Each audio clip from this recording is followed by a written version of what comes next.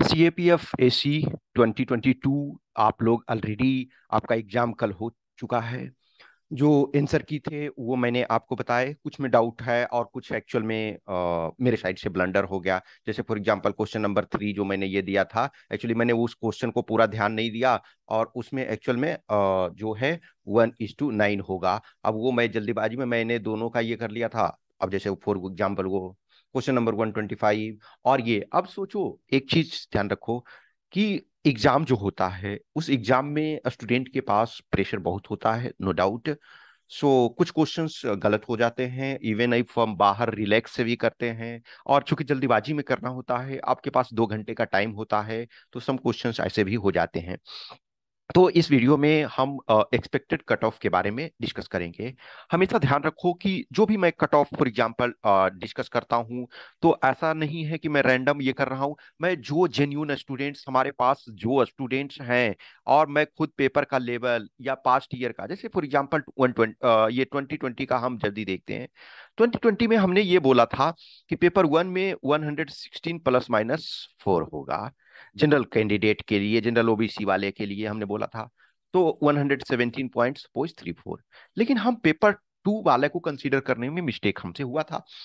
हमने जो पेपर 2 में लिया था, पेपर 2 में मुझे लग रहा था, जो मैं मार्क्स देख रहा था, तो पहले पेपर 2 में रिलेटिवली बहुत कम मार्क्स दिया जाता था। मैं उस पॉइंट ऑफ व्यू से कंसीडर कर रहा था। लेकिन 2020 में हमने देखा कि पेपर 2 में बहुत अच्छा मार्क्स दिया गया है, मार्क्स बहुत अच्छा। इनफैक्ट अब तक जो जितने एक तरह से मैं इस एग्जाम को 2012 से ट्रैक कर रहा हूँ, तब से बेस्ट स्कोर देख रहा हूँ पेपर 2 में। बहुत सारे कैंडिडेट को 100+ दिया गया, या इनफैक्ट सेलेक्टेड कैंडिडेट का मैंने ऑलरेडी आपको बताया कि जो मेजोरिटी है टॉप 50 में, देखो 90 से 90 मार्क्स से कम किसी का नहीं आया।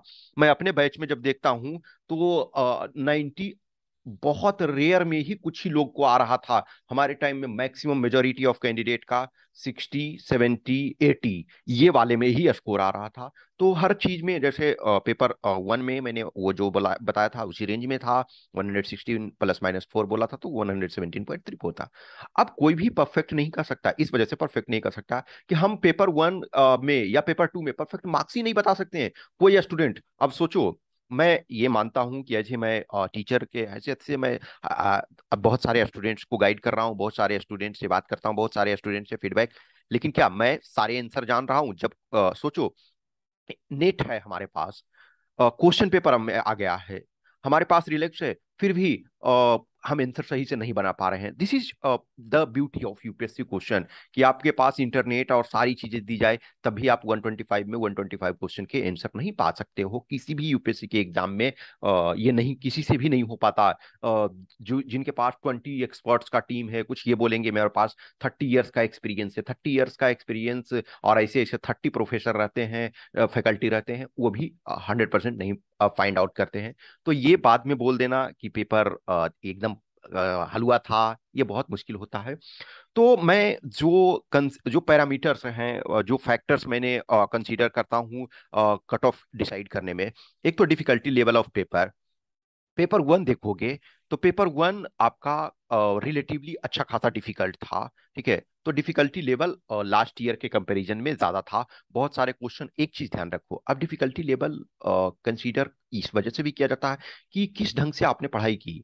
एनसीईआरटी, आप ये मानो कि एनसीईआरटी को प्रॉपर तरीका से आपको बेसिक्स पढ़ना है।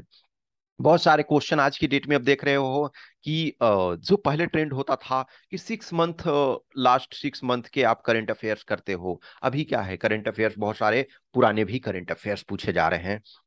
तो एक ये चैलेंज होता है कि आपको पुराने भी करंट अफेयर्स करने हैं।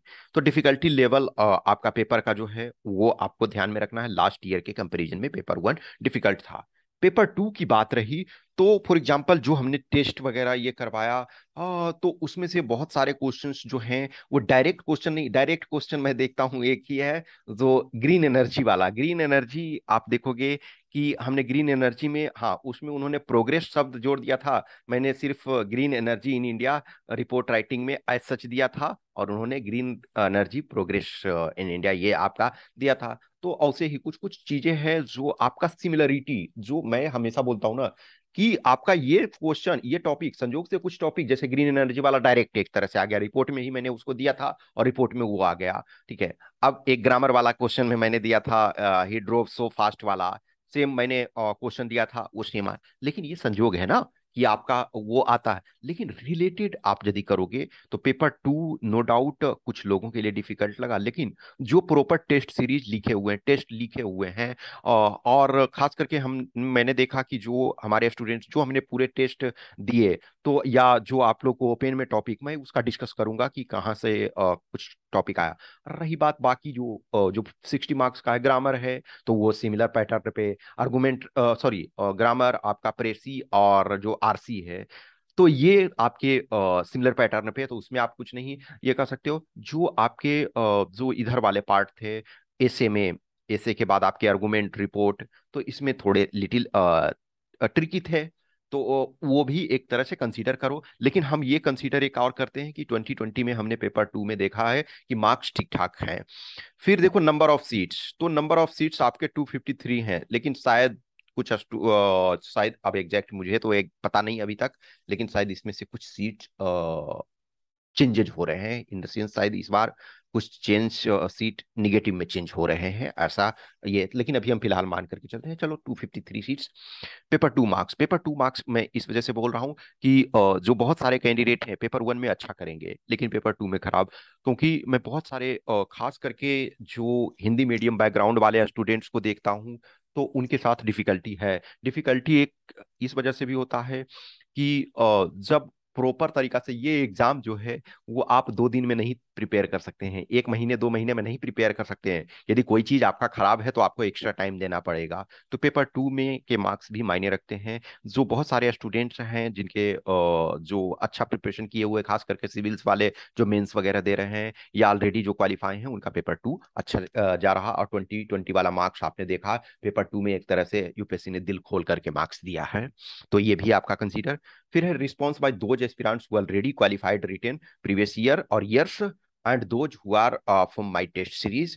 अब बहुत सारे हमारे पास ऐसे स्टूडेंट हैं जो 2020 में suppose 1 number, 2 number, 3 number, 5 number, 10 number से मिस किए फाइनल सिलेक्शन में, तो उनके इनपुट कुछ हैं जो 2019 वाले में शायद उनको आशा है कि रिजर्व लिस्ट में आ जाएगा, या कुछ है कि ईडब्ल्यूएस में आ जाएगा, तो वो स्टूडेंट जिनका एज बचा हुआ है वो अपियर हुए। कुछ स्टूडेंट 21 वाले में जो हैं वो रिटेन क्वालिफाई हैं, इंटरव्यू देना है, तो वो स्टूडेंट अपियर।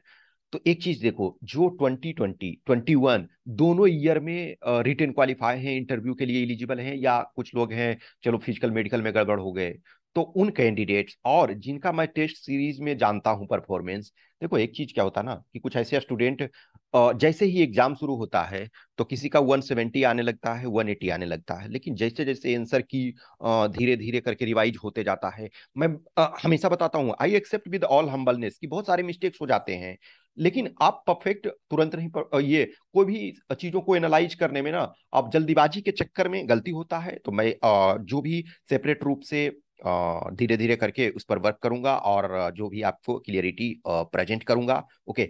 सो आप ये ध्यान रखो कि मैं उन कैंडिडेट्स का ही काउंट करता हूं जिनको मैं पर्सनल रूप से जानता हूं, और जो या तो जो रिटेन क्वालिफाई हो चुके हैं। पर्सनल रूप से किसी को बहुत सारे कैंडिडेट को मैं प्रॉपर तरीका से नहीं जानता हूं, लेकिन उनका डीएएफ हमारे पास है।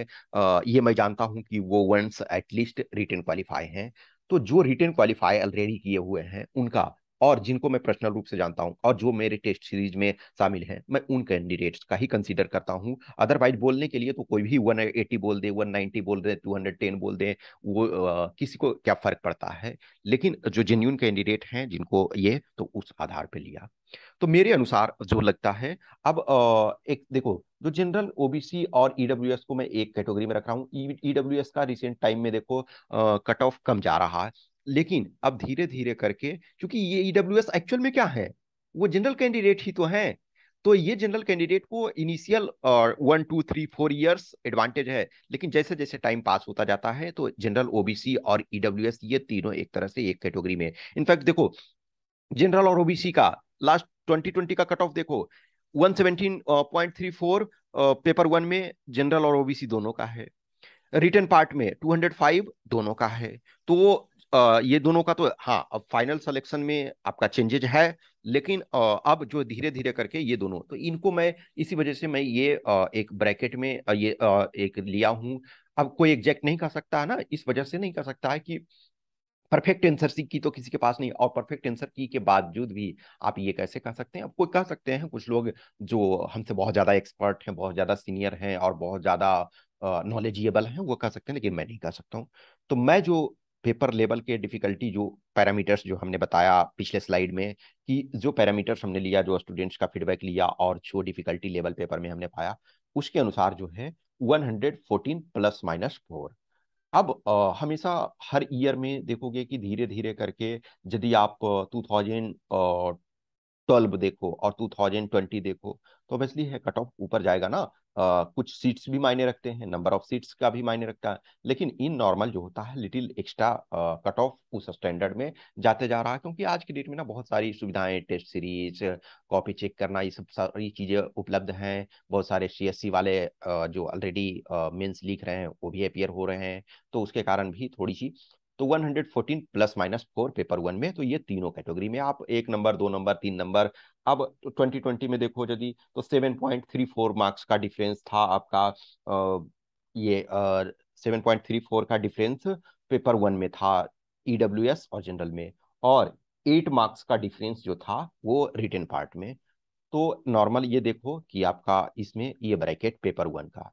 अब एक चीज ध्यान रखो, पेपर वन में आप क्वालिफाई हो गए, मीन्स आपका पेपर टू चेक होगा। अब पेपर टू में क्या है, कुछ स्टूडेंट सपोज 130 लाए, मान के चलो 130 लाए, और पेपर टू में 60 लाए, तो ये क्वालिफाई तो दोनों पेपर में इंडिविजुअली हो गए, लेकिन फाइनल तो उनका नहीं होगा ना। तो ये ऐसे कैंडिडेट बाहर हो जाते हैं। अब पेपर वन और टू कंबाइंड रिटन पार्ट, तो 191 प्लस माइनस 6, इसमें मैं इसी वजह से थोड़ा एक्स्ट्रा रख रहा हूँ कि ये सारे के सारे ये आ जाएं। तो ये आपका paper one plus paper two. अब एससी एसटी को मैं एक में रखता हूँ, एसटी का नो डाउट थोड़ा सा कम जाता है, एससी का थोड़ा ज्यादा जाता है। तो एससी एसटी का जो है 97 प्लस माइनस 3, यानी कि 94 से लेकर के ये आपका 100 से लेकर के 94 के आसपास, ठीक है, ये रहेगा। और जो पेपर वन प्लस टू का जो है, ठीक है, रिटेन जो है वन प्लस पी टू, ये जो आपका है 176 प्लस माइनस 5, ये जाएगा।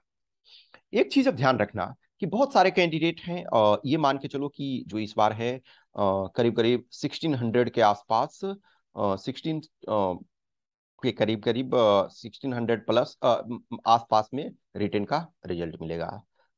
2021 में देखोगे कि 1100 3 लोगों का रिटेन में रिजल्ट मिला था, लेकिन इस बार 1600 के आसपास रहेगा। अब ये बहुत सारे कैंडिडेट देखो, यहाँ मैंने बताया ना कि 100 सपोज 40 भी ले आए, अब पेपर टू में 55 ले आए, तो दोनों पेपर में क्वालिफाई है, लेकिन इनका नहीं बनेगा। तो ये दोनों चीजों को आपको, और मैंने ऑलरेडी, अब ये एक्चुअल में यदि देखा जाए तो इसमें से और इसमें डिफरेंस आपका अच्छा खासा मैं इस वजह से रख रहा हूँ ना, कि तो लास्ट कपल ऑफ मीन्स ये एक्चुअल में 2019 का मार्क्स देखो, तो उसके अनुसार 2019 में भी, चूंकि पेपर टू और पेपर वन और इंटरव्यूज के अपडेट अभी मार्क्स नहीं आया है 2019 का, जो सेलेक्टेड कैंडिडेट है उनका एग्रीगेट मार्क्स आया है, लेकिन एग्रीगेट मार्क्स भी देखोगे तो पेपर टू में अच्छा खासा मार्क्स उनमें मिला है, ये हम मान करके चलते हैं 2020 को देखते हुए। तो पेपर टू का रोल धीरे धीरे करके बढ़ता जा रहा है। एक टाइम हम अपने टाइम में देखते थे कि मेजोरिटी ऑफ कैंडिडेट का जो है पेपर वन जो है वो क्रूशियल होता था, पेपर टू में बहुत लोगों को बहुत कम मार्क्स मिलता था, this I I am accepting. तो ये ध्यान रखना कि अब फाइनल सिलेक्शन पे जब हम आते हैं, तो कहीं भी आप सपोज 191, तो 191 ही हम फॉर एग्जांपल रखते हैं, 191 जिनका आ गया, मान के चलो कि इतना कट ऑफ गया, थोड़ी देर के लिए आप मान लो कि 191 कट ऑफ गया। अब 193 किसी का आया, 195 आया, 198 आया, 197 आया, ये रिटर्न तो क्वालिफाई हो गए, लेकिन इनका फाइनल सिलेक्शन बनना बहुत डिफिकल्ट होता है। हमेशा ध्यान रखो कि जो आपका कट ऑफ है उससे मिनिमम आपके पास 10% एडवांटेज होना चाहिए। जैसे कट ऑफ यदि हम 191 मानते हैं, तो इसमें 19 मार्क्स एक्स्ट्रा ऐड कर दो, 19 मार्क्स ऐड करोगे तो 210 आना चाहिए। अब इसमें से 20 पर ऐड करो तो 20, तो 20 इसमें ऐड करोगे, तो 20 ऐड करोगे तो 38 होता है। अब इसमें से 38 यदि आप ये ऐड करते हो तो 229 मार्क्स होता है। तो जिनका 20% रिटन पार्ट से एडवांटेज है, उनके लिए जो मेरिट लिस्ट बनना डिफिकल्ट नहीं होता है, उतना ज्यादा डिफिकल्ट नहीं होता है। लेकिन 10+% आपके पास हर हाल में होना चाहिए। 10% से कम वाले भी, मान के चलो 191 किसी का हुआ, in the sense cut off है, और किसी का 195 है, तो इसका मतलब है कि आपका इंटरव्यू में 115 लाना पड़ेगा, 120 लाना पड़ सकता है। लेकिन 120 तो किसी को मार्क्स नहीं मिलता है, 115 भी नहीं, इनफैक्ट हाईएस्ट साइड 113 या कुछ जो भी है, इधर हाल के दिनों में देख रहे हो 113 के करीब ही दिया जा रहा है। तो मान के चलो 120 आपको एक्सेप्शनल केस में, तो ये आपके लिए चैलेंज होता है। जिनको भी लगता है या जो कुछ, अब सोचो कुछ ऐसे स्टूडेंट हैं जिनको मैं पर्सनल रूप से गाइड कर रहा हूँ, वो 2020 में सपोज जब रिजर्व लिस्ट आया तो 1 नंबर से मिस किए, कुछ है 2 नंबर से मिस किए। 21 में उन्होंने अच्छा परफॉर्मेंस किया है, उनका ऑलरेडी कुछ जगह सिलेक्शन भी हो चुका है, लेकिन उनको है कि हमें डायरेक्टली अपॉइंटेड गैजेटेड ऑफिसर बनना है ग्रुप ए, तो वो फिर से दे रहे हैं। आप हमेशा सोचते हो और कुछ हो कि आप फर्स्ट अटेम्प्टर हो, या फिर आपके साथ प्रॉब्लम है कि आपका पेपर 2 अच्छा नहीं है, पेपर 1 का कुछ, और आप लास्ट के 2 महीने 3 महीने में अवेयर रहते हो। डियर, आप अपने स्थिति को पहचानो। और कुछ ऐसे स्टूडेंट हैं कि जो कंटिन्यूअस 3 टाइम से इंटरव्यू दिए, मीन्स 2 टाइम दे चुके हैं, तीसरे बार 21 वाले में अपियर होंगे, और एक तरह से 2 बार में नहीं हुआ, तीसरे बार में भी नहीं कर सकते क्योंकि मार्क्स उस लेवल का नहीं आया। तो हमेशा ध्यान रखो कि जितना कट ऑफ जाता है उसका 20% मार्क्स जो है वो ऊपर आपके पास होना चाहिए। 20% मार्क्स ऊपर है तो आपके पास इंटरव्यू में कम प्रेशर रहता है।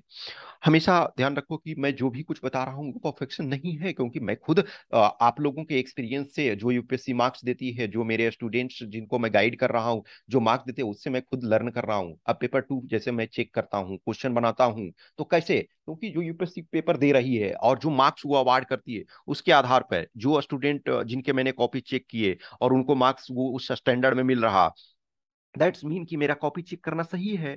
यदि वो यूपीएससी मार्क्स नहीं दे रही है उसमें, तो इसका मतलब है हमें चेंज करना पड़ेगा। और मैं खुद अपने चीजों को चेंज कर रहा हूँ, मैं लर्न कर रहा हूँ, मैं चीजों को जितना हो सकता है वो करने की कोशिश करता हूँ। तो ये हमारे साइड से कट ऑफ ये था पेपर 2 का एनालिसिस, और पेपर 1 के और चीजों को मैं ग्रेजुअली धीरे धीरे करके वो करूंगा। ओके, कुछ भी क्वेश्चन क्यूरी रहता है तो आप कमेंट बॉक्स में कमेंट करो, या फिर हमें इस व्हाट्सएप नंबर या इस टेलीग्राम नंबर पे मैसेज कर सकते हो। Okay, thank you. बेस्ट विशेष जिनका भी स्कोर एटलीस्ट सेफ में है। तो देखो, जिनका 20+ उसमें से है, मान के चलो कि लगता है कि रिटर्न में हमको 220+ आ जाएगा या 230+ आ जाएगा, तो वो ऑलमोस्ट रहो कि आपका रिजल्ट प्रॉपर बन जाएगा। लेकिन जिनका लगता है कि हमको 190 आ रहा है, 195 आ रहा है, 200 के आसपास आ जाएगा, 205 आ जाएगा, 210 आ जाएगा, अब ये मैं ऊपर वाले कैटेगरी यानी जनरल, ओबीसी और ईडब्ल्यूएस, आप के पास चांस है, आपके पास चांस है अपने को प्रूव करने का कि हाँ, रिटन क्वालिफाई कर जाओगे, फिजिकल मेडिकल क्वालिफाई जब कर जाओगे तो आपको इंटरव्यू देने का मौका मिलेगा। लेकिन आप सर्टेनिटी से नहीं इसमें कह सकते हो ना कि रिजल्ट बनेगा फाइनल। तो आप वर्क करते रहो, 2-4 दिन रेस्ट लो और कंटिन्यू करो। वही लोग सक्सेसफुल होते हैं लाइफ में ना, जो कभी भी हार नहीं मानते हैं, और जो कुछ हुआ उसके बाद भी कंटिन्यू वर्क करते रहते हैं। Okay, thank you.